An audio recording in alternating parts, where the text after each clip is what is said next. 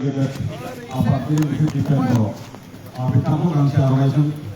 बरायहोनानै लानो थाखाय आङो गुरै खावलायबाय। बिथाङा दान्दिसे उनाव गयारि फरायसाफोरनिफ्राय थेरापि होगोन आरो बिनि उनाव बड'लेण्ड मोनफ्रोम प्रदेशसिम बिबार बावनाय हाबाफारि आरो बे हाबाफारिनिनो बावजेनगिरि आलासि महरै जोंनि हांख्रायनाय बायदि बे बुब्लियाव जोंजों नुजानो हादों बड'लेण्ड मुलुगसोलोंसालिनि आनग्रेड रेजिस्टार प्रफेसर बसुमतारी मानसावरिनि थाखाय खावलायबाय आरो बे समाव दुलाराय फरायसा आफादनिनो बोसोनगिरि मानगोनां खुंथा सोलोंगिरि बिथांखौबो गांसे आर'नाइजों बरायनो थाखाय गुरै खावलायबाय। दुलाराय फरायसा आफादनि लोगो आफादगिरि मानगोनां खोरोमदाव औवारी बिथांखौबो गांसे आर'नाइजों बरायनो थाखाय खावलायबाय। लोगो आफादगिरि रन्जन बसुमतारी बिथांखौबो गांसे आर'नाइजों बरायनो थाखाय आङो गुरै खावलायबाय आरो बे समाव बर' बिमा गौथुमनि गाहाय लेंथिगिरि लीला बसुमतारी मानगोनां बिथांखौबो गांसे आर'नाइजों बरायनो थाखाय आं गुरै खावलायबाय।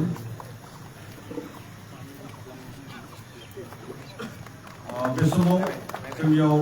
गुबुन गुबुन दैदेनगिरि आलासि बिथांमोन दंमोनब्लाबो बे समाव जोबोद गरम बेनि थाखाय बरायनाय हाबाफारिखौ दोनथ'नो सानदों। बे समाव हाबाफारि बायदि दुलाराय फरायसा आफादनि फिरफिलाखौ बेरहोनो थाखाय आफादनिनो मानगोनां आफादगिरि हुसु दिपेन्द्र बिथांखौ खावलायबाय मदद खालामनो। लोगो आफादगिरि फारि खोरोमदाव औवारी रन्जन बसुमतारी बिथांमोनखौ गुरै खावलायबाय।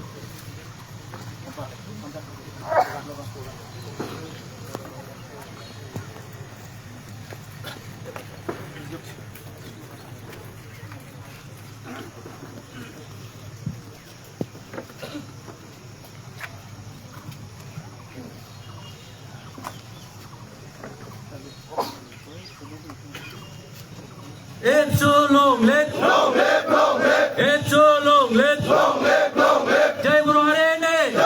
Jai Guru Hare Ne. Dular Guru Purusha Pajiu, Lokten. Dular Guru Purusha Pajiu, Lokten. Dular Guru Purusha Pajiu, Lokten.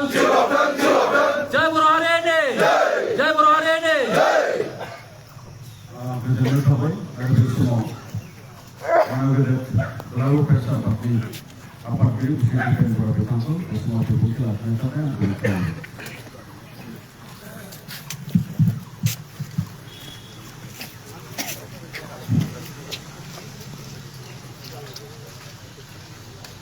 दुलाराय बर' फरायसा आफादनि 52थि बोसोरसालियाव जथुम्मानि आद्रा थानाय थान्दै जथुम थांनाय 13, 14, 15 आरो 16 सानब्रैनि मेहेरगोनां हाबाफारिजों दतमायाव खुंफुंनाय बे जथुम्माया मोनसे जोबथा हाबाफारि जोंहा दङमोन आरो फ्राय 2.5 दान बे सम खोन्दोखौ जोङो बारबोनानै दिनैहाय बड'लेण्ड मुलुगसोलोंसालिनि गोलाव नीलेश्वर ब्रह्म बे अडिट'रियामाव सानसेनि मेहेरगोनां हाबाफारि लानानै बे जोबथा थान्दै मेलखौ बा जथुमखौ जों खुंफुंनो थाखाय आखायाव लादों आरो दिनैनि बे जोबोद ओंथिगोनां मेहेरगोनां हाबाफारियाव बाहागो लानाय आरो जोंनि बिबार बावनाय हाबाफारियाव जों लिंहरनाय बे मुलुगसोलोंसालिनि मानगोनां रेजिस्ट्रार डक्टर सुबुं बसुमतारी सार जोंनि गेजेराव दुलाराय बर' फरायसा आफादनि बोसोनगिरि खुंथा सोरगियारि गाहाय नेहाथारि अनिन्द्र बसुमतारी जोंनि आफादनि सानै लोगो आफादगिरि खोरोमदाव औवारी रन्जन बसुमतारी जोंहा बुंथिगिरि अबिद नार्जारी लोगो गाहाय नेहाथारि दिनेश ब्रह्म नेहाथारिफोरजों लोगोसे गोबां जोंनि दैदेनगिरि गासै जोंनि जिल्ला आफादफोरनि आफादगिरि गाहाय नेहाथारि जिल्लानि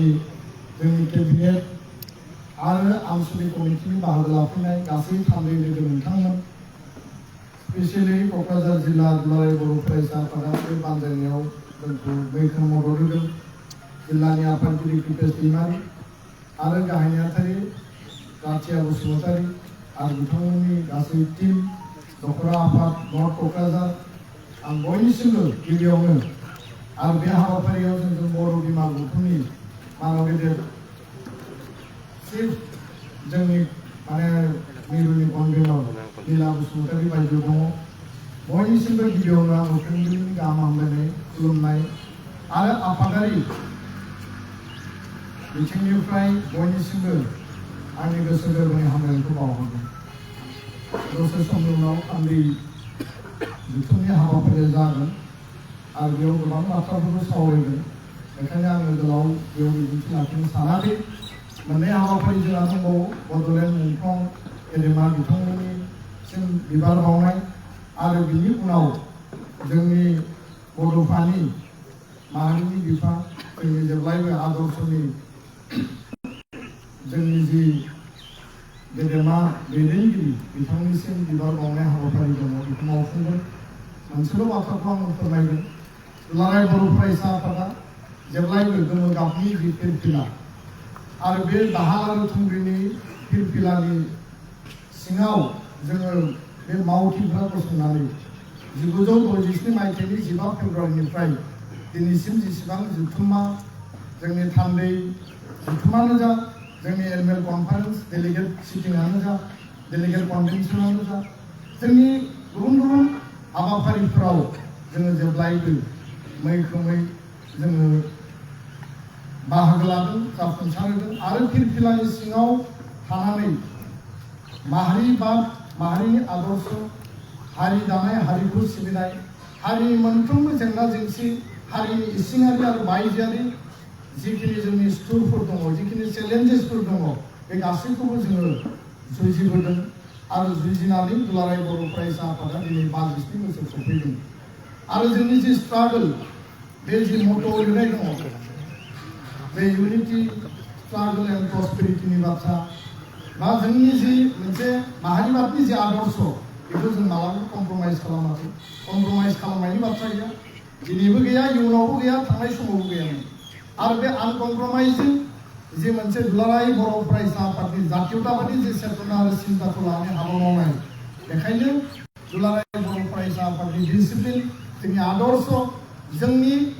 मावथि दैदेनगिरिफोरनि जि कमिटमेन्ट आरो जि डेडिकेसन माहारि सिबिनाय माहारिबादनि फारसे जोंहा स्ट्रं जि मोनसे फिलिंस बेनि सायाव फोथायनाय लाखिनायखायनो आरो मावनायखायनो दिनै गासैबो बर' माहारिनि साफ्रोमबो सुबुङा व्यक्तिया दुलाराय बर' फरायसा आफादनि सायाव गोथौ आरो गुवार मोनसे आत्मबिश्वास दङ दिनै सारा आसामाव सा सानजा भारताव आरो भारत नाङै मुलुगनाङै दुलाराय बर' फरायसा आफादनि जि डिसिप्लिन आरो बे मोनसे गेदेरथार जि मोनसे आफाद बे आफादनि फारसे बयनिबो श्रद्धा आरो सन्माना दिनै दङ बेखायनो जों मोनसे सिस्टेमेटिक मोनसे अर्डार आरो डिसिप्लिननि गेजेरजों थांनाय 13, 14, 15, 16आव जोङो जोबथा हाबाफारिखौ मावफुंनो हायाखैमोनब्लाबो आरो गेजेर समाव 1 मेआव बड'फानि मुसुखा आरो लामा बेखेवनाय गोदान दिल्लीयाव हाबाफारि लानायनि थाखाय आरो 12 जि जोंहा मे दङमोन जों मोनसे थिग खालामबावदोंमोन बेखौ जों एक्सटेनसन खालामनो बेखायनो गोनां जादोंमोन जे भारत आरो पाकिस्ताननि गेजेराव मोनसे दावहानि थासारि आरो बेयाव सानब्रैनि मोनसे दावहा बे दावहानि समाव देशनि स्वार्थनि थाखाय आरो देशआ जेब्लाबो सिगां माहारिया जेब्लाबो सिगां आरो बेखायनो जोंनि हाबाफारिखौ जों सोलाय सोल' खालामनानैबाबो लानो हायो बे मोनसे उद्देश्यजों जों बेखौ पस्टपन खालामनानै दिनै 3 जुन 2025 मायथाइयाव जोंनि आद्रा हाबाफारिखौ दिनै जों मावफुंगोन आरो बेयाव गासैबो जोंनि जेंना जेंसि इस्युज प्रस एन्ड कन्स सावरायनायनि उनाव माखासे रिजलिउसन जों लागोन गोदान आफादखौ सिमफायनानै गोदान आफाद दानायाव हाबाफारि जागोन आरो गासै जिल्ला आफादफोरनि जोंनि थान्दै दख'रानि थान्दै आरो जोंनि बड'लेण्ड मुलुगसोलोंसालि दुलाराय बर' फरायसा आफादनि आं बिथांमोनखौ धन्यबाद बावदों बिथांमोना जथेस्थ' फरायनायजों लोगोसे एबसुखौ फोथांना लाखिनाय आरो बे हाबाफारियाव बिथांमोना मदद होदों आं बे समाव गोलाव बाथ्रा बुङालासिनो बड'फानि आदर्शआ जोंनि बयनिबो जौसिन आफादाव दङ आरो बे आदर्शखौ लानानै हारि दानायनि थाखाय जोङो थैस' थांस' हाबा मावलांगोन हारि दानायाव मालाबाबो जोंहा कमप्रमाइज गैया आरो हारिया जेब्लाबो सिगां बिनि उनावसो दुलाराय बर' फरायसा आफाद बिनि उनाव जों साफा साफा व्यक्तिनि माने बाथ्राया फैयो जातिनि थाखाय आफादनि थाखाय जों आरो बेखायनो जों 3 नम्बरावसो दङ दा जों बे 3 नम्बराव थानानै आफादनि डिसिप्लिनखौ मानिनानै आफादनि प्रिन्सिपाल आइडियलजिखौ मानिनानै दुलाराय बर' माहारिनि थाखाय हाबा मावलांनाया जोंनि मोनसे गुबै थांखि आरो बे बाथ्राखौनो आं गोसोखांफिननानै फिन खेबसे समायफोरा लानानै फिरफिला बिरहोनायाव फंनैसो बाथ्रा जि बुंनाय नोंथां बिथांमोननि सिमांनि श्रद्धा आंनि माने खुलुमनायखौ बावनानै बर'फोरनिसिम आंनि श्रद्धा आरो खुलुमनायखौ बावनानै आंनि बुंनायखौ बेयावनो फोजोबबाय गोजोन्थों थेंक इउ